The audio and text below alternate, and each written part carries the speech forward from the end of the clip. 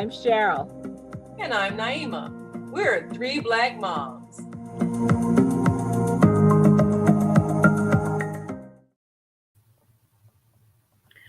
When my daughter was a newborn, we brought her home that first day, laid her in the bassinet next to me, and then she started to cry. And I looked at this little girl and I said, "You know what? You're brand new. You don't even know anybody yet. Come on in here with me." And I slept with my baby for a long time. And like a lot of newborns, she also lost a lot of weight that first week. And so when I brought her back, the doctor said, because she was also a little jaundiced, said, you need to make sure that she's eating enough. So I kept her in the bed with me. And I used to have to wake her up sometimes. And I even had a song. I won't bore you with that song, but I even made up a song so I could wake up and so I could feed her. And we co-slept a long time. And my doctor even said, "Don't come back to me in a year and say, 'Dr. Bill, I can't get the baby out the bed.'" Well, I didn't come back to her in a year. But if I had, I would have come back to her for probably about 11 years. We co-slept a long time. But the thing is here, and I want to talk to my sisters about this, because the more I think about it, the more I wonder if we are subscribing to a westernized version of you have to get your baby to sleep on its own. Because there's all these things that talk about sleep training and self-soothing. And I'm sorry, I just recently saw something where a psychologist said babies don't have the capacity or the neurons yet to self-soothe. So when they cry it out and cry themselves to sleep, they've kind of given up. And I just didn't want my baby to feel like nobody was there for her. And my baby now is 22 years old, and I dare say I probably still would not let her cry herself to sleep without me going in there and making sure that she's okay. But she does not sleep with me anymore. So, yeah, I finally got her out of the bed before she got married. So, so I don't know. And the American Pediatric Association is always talking about how dangerous it is to co-sleep. I always knew where my baby was. I never rolled over on her. And we slept very well. And when she could wake up, when at the time she was nursing, and she nursed for about 20 months, when she could wake up, she gained enough weight. She was healthy. She never felt abandoned. I don't know. She's a great kid now, so if I did something wrong, I don't see it. What do you guys think? Well, go ahead. Well, I would say, because what,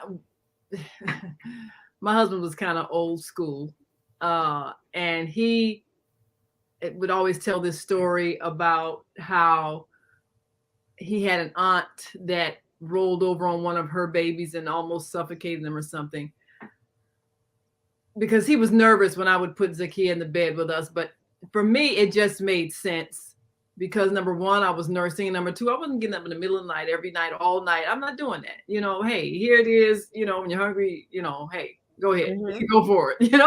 I mean, plus I didn't want to have her crying. And then, I kind of felt the way you felt. Here's this little person, and they're all by themselves. They need comfort. So it's a natural instinct to sleep with your baby. And so I think it's kind of a Western concept: snatch the child away from the mother and put them way away someplace. And sometimes people have a whole separate room for a child, which no, I don't see that. But I think we have to question a lot of things that we adopted that people would make fun of other cultures. Even the whole thing with wrapping your baby up around you, because I had one of those snugglies, and I carried the kid with me strapped to my body everywhere. And, people would say little things like, oh, that's so primitive or whatever. But you know what? Hey, she's not crying. She's calm. And if I need to feed her, there she is, so sleeping, I think it makes a lot of sense. And I think she cried less because she wasn't way across the room in a crib. That's my thought. As a new mom, I read, excuse me, I've read a lot. I read a lot of magazines, parenting magazines, baby books. I went to the library, had stacks of a lot of reading material with all kinds of opinions, and then I still formed my own. Lavinia was the first one. She was fed on demand. She was in the bed with us until, she was at least a year, before she was mostly in her own crib. Because I will say this, when those kids get bigger, they are complete bed hogs. You're trying to sleep, and this child is laying all diagonally, and next thing you know, you're like being further and further on the edge of the bed while they are almost kicking you out. So my grandson is the same way. When we would watch him, and he's 2, he's in the bed with us, and you wake up and you're almost on the floor, and he has the whole double bed to himself. So, and that's just the funny part.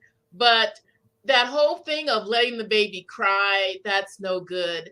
And I will say this about feeding your baby in the middle of the night. I did it until my kids were over a year old. And then this book called Healthy Sleep Habits, Happy Child by Dr. Mark Westbluth. That book saved my life. It wasn't about twins, because the second time around I had twins and I had to put them on a schedule, because then, John would eat 1 hour and then Lorelai's ready the next hour. And after like 6 hours of that I never got any sleep. So I had to put them on a schedule where I could feed them both at the same time. And these kids all were almost 2 before I weaned them. But that time of being in the bed saves you having to get up and go and get them out of their bed, because you read enough and it tells you when a baby by the time a baby is crying, they're already starving. Yeah. That's a scary concept to understand and read. But I realized, first whimper, I'm there. I'm not letting my child cry. And I know that when I was in China, and Lavinia had this ministry where she would go to a place called the Helping Hands, where they had a number of children that had been abandoned. Our job was just to come and hold the babies, because they didn't have anybody. They said that whole nurturing thing actually helped them to develop emotionally, to have a sense of security. And they just had round the clock people that came and just held them until they were adopted. A lot of these kids had birth defects, and people that wanted to adopt them would pay for their operations. And it was just an opportunity to see how nurturing that is, to have an adult warm body next to you, providing as much security as is possible, because they've left the womb. They have left the most secure place they have ever known. And some of the things I read talked about not to blame parents where these incidents happened, but there were occasions where they would say the sleeping death syndrome was the cause, because a baby was left alone and maybe felt that they don't really know the answers to a lot of those things. Don't.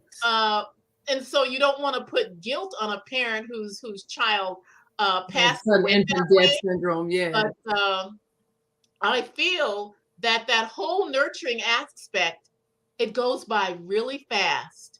And you It need really to do does. everything you can to be that kind of parent that is willing to give up a little bit of sleep, because you're not going to get any anyway. Yes. So it's good to have your child right by you. Yeah. And the Well, thing is, like I remember when I took her to see the doctor one time, and she says, "Do you carry this baby a lot?" And I said, "Yeah." Why? Because I thought she was gonna say I was doing something wrong. She says, "Because her head is perfectly round." Oh, that's Because interesting because because I didn't let you didn't lay her in a crib all the it's time. later. time to Yeah. have my baby. You know what? You all know I was already 42 when I had my baby. I had waited a Oh, long time to have this little girl. And if she cried, I yeah. was right there. I remember once I got up and I had to like let the dog in and wipe the dog down because it was wet, and I had to eat because I was starving. And she cried for maybe 5 minutes. And Oh. and you know what? I cried for an Felt hour bad. after that.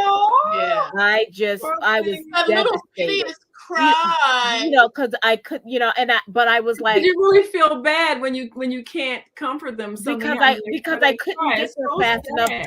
but I was absolutely starving. And Yeah. maybe it was 7 minutes that she cried, but I cried for an hour after that because I felt so Oh. incompetent. That was like my first week when I was by myself. Yeah, and I think Yeah. that's the hardest thing. And I don't know how single mothers do it because I you have to don't do know all these either. things and you can't comfort your baby because you're trying to do all these things. And and it's just so easy to make somebody feel guilty if they're not able to juggle a million things and take care of a baby. It's But so you Yeah. know Hey, what? important. let the But house go. You can clean it later. yeah, Or sometimes pay you just gotta somebody else let to it do it go. if you can. Yeah. But having your child sleep with you, I think that's one of the things that you can do that at least brings them some comfort at night because you don't want them crying at night. Now, Beata Robinson from I Florida see says, that. Yeah. uh, yes, having kids sleeping with you can seriously disrupt the rest of a sensitive adult. Now, that's the thing. How do you deal with it if you and your husband, you're both in the bed and maybe they don't think the child should be there and you don't want to put the child away because you feel like, well, yeah, she needs to be with us. Well, What do no, you do? Put this them on the other side or kick them out? I no. mean, what do you do? Yeah, well, this is the thing that used to happen to me. I get that if you're a sensitive adult, but when I went back to work when Sarah was 6 months old. And so I worked nights, he worked days, I worked nights. So I would come home and she would not be in the bed, she would be in her crib.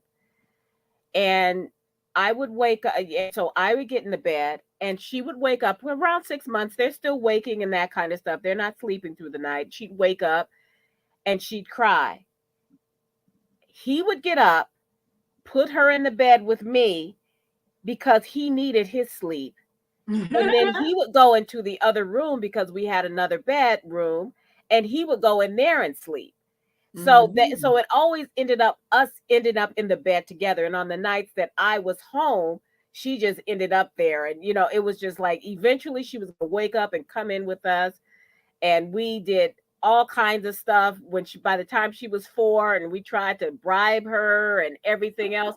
But eventually, she would come in, and eventually she got old enough to where she did not want to constantly come into the bed. And I was feeling bad about her being like 10, 11 years old until I had friends that said, you know what, I got my kids are 13 and 15 and they still come to bed with me. So at that point I said, you know what, you're okay. You are not scarring her for life. She's not going to grow up and be a pervert or anything like that. They needed the comfort, and when she didn't need it anymore, she's fine. You you can't get her to come in the bed with you now. Forget about it. It's not going to happen. Not that I need a Well, if 22 there's year a old. bad dream, the bed is always open. Well, yeah, Yes, that's true. I mean, because they do have nightmares when they're young, and yes. or thunderstorms, things like that. Or And night I'm not a terrors, fan of having the because room Sarah be used to get night. completely dark either. I think Yes, Yeah. have the door open with light that's streaming in, because they tell you that having a night light is not good for their eyes. for the I've read eyes. some Yeah. about that too. But Have as a something. grandparent, I pass on some of these same things that I have read about that I find to still be true. Yeah. Well, I still can't sleep with the closet door open because of monsters in the closet. So I have to get up, close the door. Girl, those things are under the bed. Let's just check under the bed. Yeah. So this is what I used to do. I used to spray when I did get Sarah to sleep in her own room and she would talk about monsters. I used to spray my perfume. I told her that monsters were scared of Mama's perfume. And, so I just gave her, yeah, and it worked, until in the middle of the night when she came in there and I would just move over, So when she's married and she's spraying perfume under the bed, you had some explaining to do. Nope, not, what? I ain't got nothing. She doesn't even remember that stuff now. So if she starts doing it, it'll be some trigger or something, and I'm not saying a word. I don't know. It's just a family tradition. I don't know where it came from. Yes, exactly. But that's the thing is that and I get where sometimes it can disrupt the whole house. And I used to watch Super Nanny where she was talk on and on about this, but I just think that this is a cultural thing for some of us. That we can't, we have to do what we feel is best for us. Not, and everybody doesn't feel like that. I'm not saying it's the Black culture to always have your kids in the bed or the white culture not to, because I've known white parents who say, I don't care if we have to have a family bed. But I think that we have to stop listening to experts because who don't have any children. Expert on your kid more than you are. Right. Yeah, I think that's definitely the case. You have to do what makes sense. And if your child is at peace and comfortable, then that's the thing that makes sense. So now, Barbara, you had the first grandchild, and so yours was kind of, the firstborn is always the test child. You do all the poor thing. Yeah. If they survive, then the next ones will be okay. So when it came to having to put her in a crib, her being your first child, how did you feel about that when you did have to put her away separate, even in her own room? Was that a hard thing to separate? It was not. Now I'm trying to think back because my oldest is 35 now, so we're digging way back. And just so you all know, our mother just reported that she just called. She just got through talking to Lavinia from China right now. Oh, nice. Oh, yes. Yeah. So yes, she just checked in. We just got to talk about checking in. So she just checked in with from China. Yeah. So in terms of, she was with us a long time in the same bedroom. Her crib was like a step away from mine. Mm-hmm. We had very small quarters. And even when she got her own bedroom, it was right next door to our main bedroom. So she was never really far away. Right. And like I said in a previous episode where we were sharing about breastfeeding, I had complications in my pregnancy and was not able to breastfeed for about 6 weeks. Wow. And I had made a determination that I was going to breastfeed my baby, and I got a pump and was able to pump for those 6 weeks because I was on medication. So she had to be on a bottle. But as soon as that medication was over and I was all healed, I breastfed until she was almost 2 years old. Yeah. So, I nursed until Sarah was 20 months. I would have let her go a little longer, but we were trying to have another one. So, I was told that if we wanted to have another one, we had to wean her. But and it took about it took less than a week, But I still feel guilty about that, but she's fine. But that was the thing because they wanted that closeness. But she was always close to us too. Now her bedroom, it was like right off of ours. Mm-hmm. Yeah. And so she could wake up and she could lean over and she could see us. And that's the thing is when she got to the point where she could stand up in her crib and lean over and go, hi. And that meant, okay, it was time to Oh, get up and cute. go get her. Yeah, she was very cute. And that's when her father would come and get her and then put her in bed with me and then go into the other room. So Yeah, well, Zakia, she started out in the same room with us. Her crib was right next to our bed.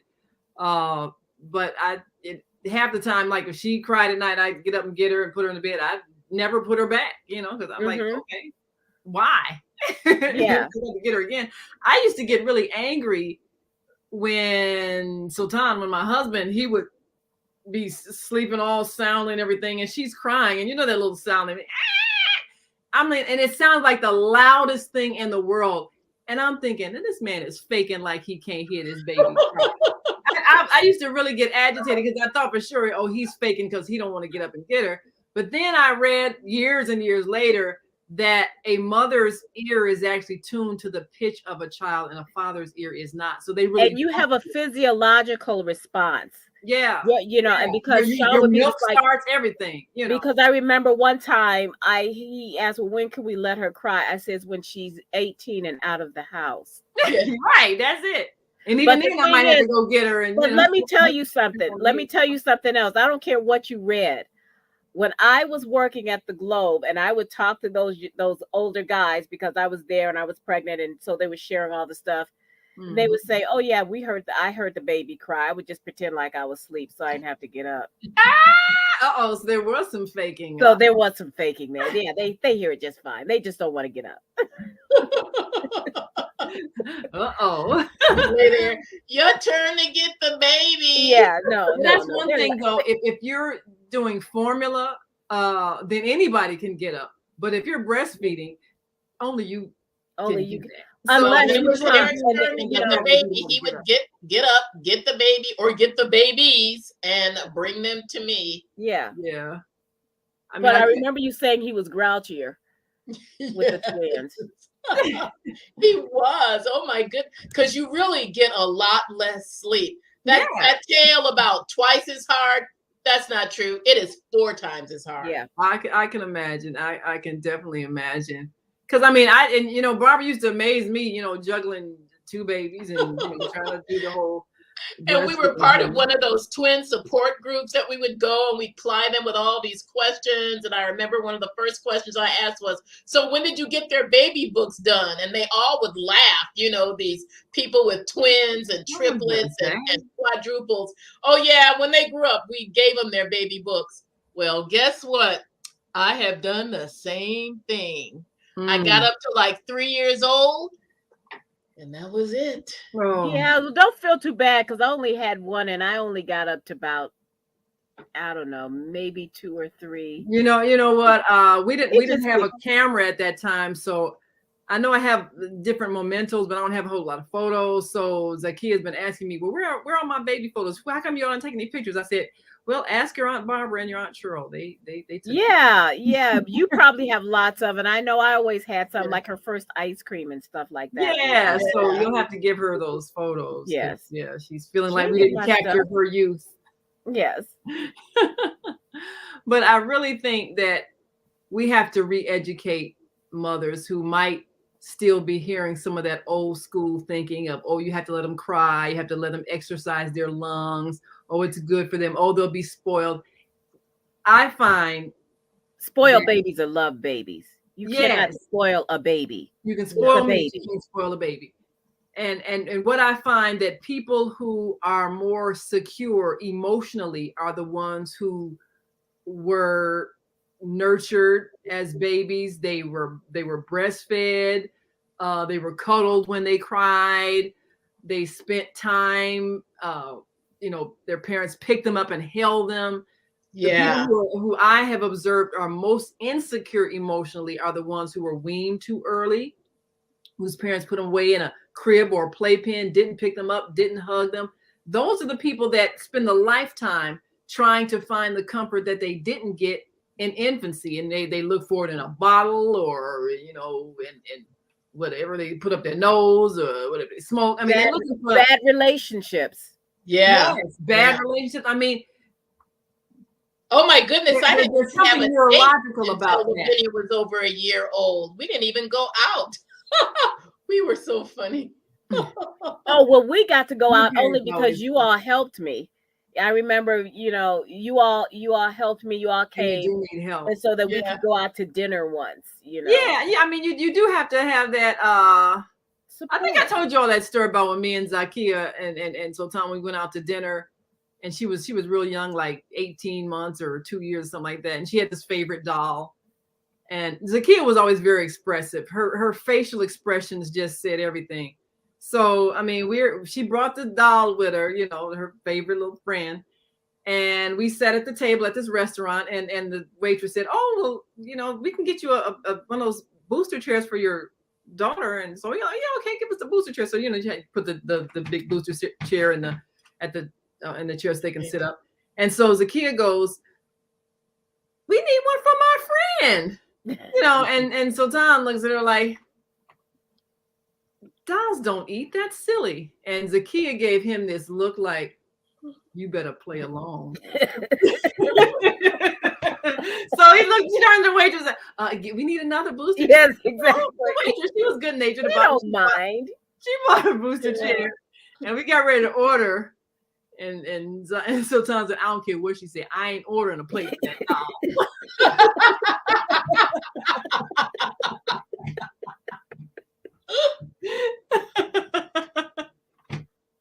But I mean, at least she sat there at the table with us.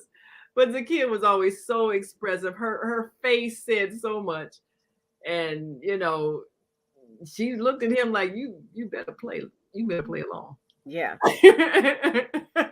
Get that chair from my friend. Yes. But I think that she was very calm, and she's still a calm spirited person. I think a lot of it had to do with the fact that I did sleep in the bed with her until she was college. 19, 20. Until she left the house. But until she went to college. But I carried her around the snugly. I did all the things, the so-called primitive stuff that people would make fun of, as if it's not civilized to carry your baby. But I ignore all that. I think it does make a difference in their emotional health.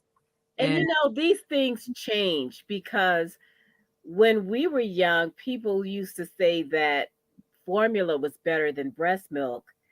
And then they started changing a generation, and in our community is not as encouraged as it should be. But you know what? Folks that look like us, they were wet nurses in the back of the we were feeding other people's babies. So they knew what was best for their children. And that's the same thing with caring. Now you have all these things with the baby Bjorns and all of these little holders, and how you can carry them in a sling or backpack or whatever. But before, it was like, you put your baby away from you, but now we don't do that anymore. So a lot of the things that people are telling you is best for the baby are coming back to what they used to call primitive, because you see these very calm babies over in the motherland who have their babies strapped to them, and those babies are just fine. They're thriving.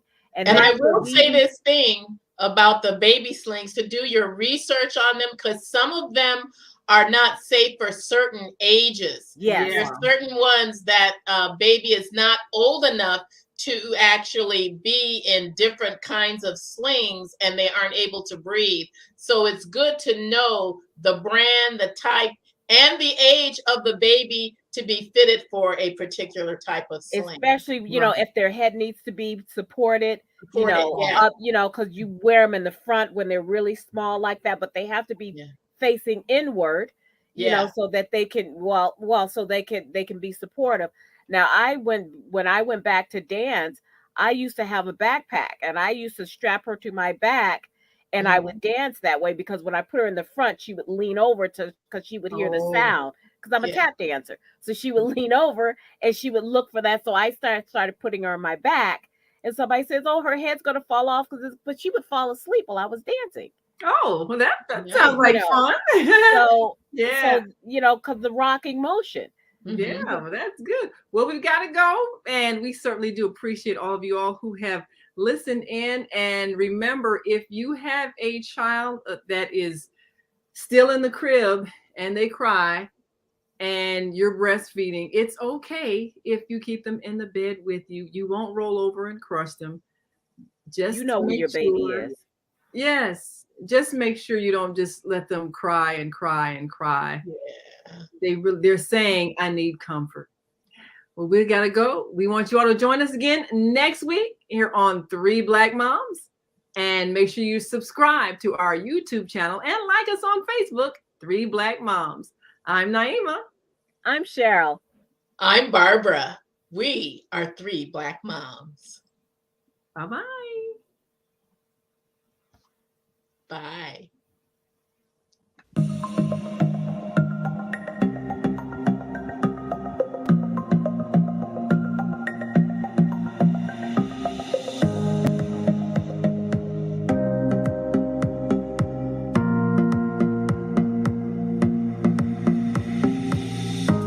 Hi, I'm Barbara. I'm Cheryl. And I'm Naima. We're 3 Black Moms.